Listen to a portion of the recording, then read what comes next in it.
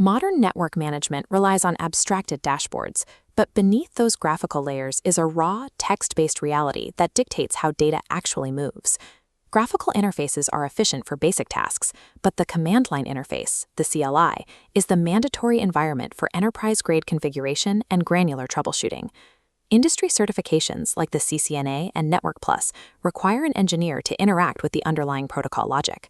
Success in these exams depends on technical competency, not simple command memorization. The CLI functions as an interactive map. Engineers use it to trace logical pathways through a device's operational state to verify exactly how it handles every packet. To demonstrate this analytical framework, we will deconstruct a complete network failure. We'll trace the logic backward from endpoint diagnostic utilities down to the hardware error counters. Mastering this deconstruction separates technicians who rely on guesswork from engineers who perform root cause analyses. The trace begins at the endpoint. A packet travels toward a remote server but fails to connect, identifying a break in the communication chain. The first step is verifying local configuration. Utilities like ipconfig on Windows or addr on Linux confirm if the host has received a valid IP address and subnet mask via DHCP. If the local settings are correct, tools like ping and traceroute isolate the failure. These identify the specific network hop where packets are being dropped. Once the failing device is located, the engineer establishes a remote session. Secure protocols like SSH are mandatory, encrypting the session to prevent password capture. Accessing the Cisco iOS command line enters a multi-tiered privilege model. The default login lands in user EXEC mode, restricted to basic testing and monitoring. Entering the enable command elevates the session to Privileged EXEC mode, allowing detailed status checks. From there, the configure terminal command enters global configuration mode, granting authority to modify system-wide parameters and specific submodes. This hierarchical structure serves as a safety mechanism, preventing accidental modifications while ensuring that configuration changes are a deliberate, multi-step process. In configuration mode, every change is immediate, but engineers must account for the specific memory architecture. The running configuration contains all active settings for the current session. Because it resides in volatile RAM, these settings are purged if the device loses power. For changes to persist, they must be saved to the startup configuration, the permanent template stored in non-volatile RAM. The copy running config startup config command bridges these states, committing active settings to permanent storage. Neglecting this manual save causes network regressions following hardware maintenance or unexpected power cycles. At layer 3 of the OSI model, the router functions as the decision engine for the network, determining the path for packets traveling between distinct subnets. Executing show IP route queries, the routing information base. This output identifies known destination networks and the next hop addresses required to reach them. If a router learns multiple paths to the same destination, it selects the best route based on administrative distance. This is a measure of the routing source's absolute reliability. Lower values represent higher trust. A directly connected interface has an administrative distance of 0, meaning it will always supersede an OSPF learned route at 110. If the administrative distances are identical, the router uses a secondary mathematical value called the metric to break the tie. In OSPF, this metric is cost, calculated based on the bandwidth of the link.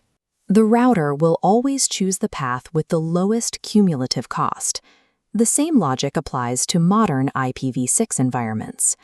After enabling global unicast routing, the show IPv6 route command reveals the mathematically prioritized paths for the 128-bit addressing scheme. This ensures the routing table remains a mathematically prioritized map of the most reliable paths available. Below the routing logic, the investigation moves to the data link layer to evaluate how the switch handles frames between physical ports. The switch builds its MAC address table by learning source addresses from incoming traffic. The show MAC address table command displays exactly which physical port is associated with a specific device. Redundant links create a risk. Without a control protocol, these links cause layer 2 loops that generate broadcast storms, potentially halting all network traffic. The spanning tree protocol, or STP, resolves this by logically blocking redundant paths while keeping them available for failover. Interpreting the show spanning tree output is a critical skill. It identifies which ports are in a forwarding state and which are set to blocking to prevent the loop. To gain the bandwidth of redundant links without triggering STP blocks, engineers use EtherChannel. This bundles multiple physical cables into a single logical port channel. Using Show EtherChannel Summary, an engineer verifies that the bundle is in use and that each physical member is contributing to the total logical bandwidth. Proper Layer 2 management maintains the balance between network redundancy and logical stability. The trace concludes at the physical layer, where the engineer analyzes the direct health of interfaces and the integrity of the cabling. The Show IP Interface Brief command provides a high-level summary. It shows both the Layer 1 physical status and the Layer 2 protocol state for every port. A down-down status often indicates a hardware disconnection, while administratively down confirms the port was manually disabled by a shutdown command. Ports in an air-disabled state point to a security violation. This often happens when port security or DHCP snooping detects a rogue device and shuts down the interface. For intermittent issues, the detailed Show Interface command reveals granular error counters that track physical degradation over time. CRC errors correlate directly with physical layer problems. When a checksum fails, it indicates signal noise or a damaged cable failing to transmit data accurately.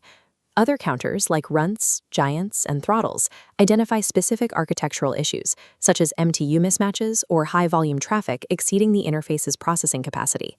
Analyzing these hardware-level metrics is the definitive step in moving from generic troubleshooting to true root cause analysis. Network engineering is transitioning towards software-defined networking and infrastructure as code. Automation tools like Ansible and Terraform replace manual syntax with declarative templates, where the desired state of the network is defined in a script. This enables massive orchestration. A single execution can configure thousands of devices simultaneously, ensuring consistency across a global infrastructure.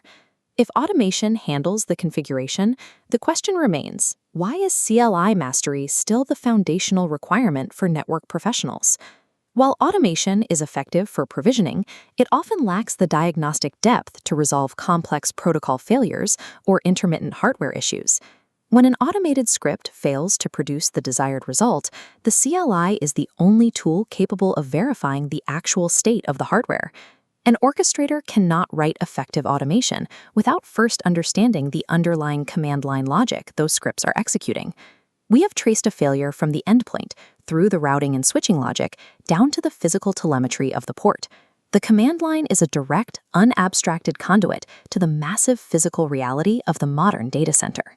Mastering this interface allows an engineer to visualize the digital traffic matrices and build the foundation of modern digital life. Even as technology abstracts, the command line remains the definitive language of the network.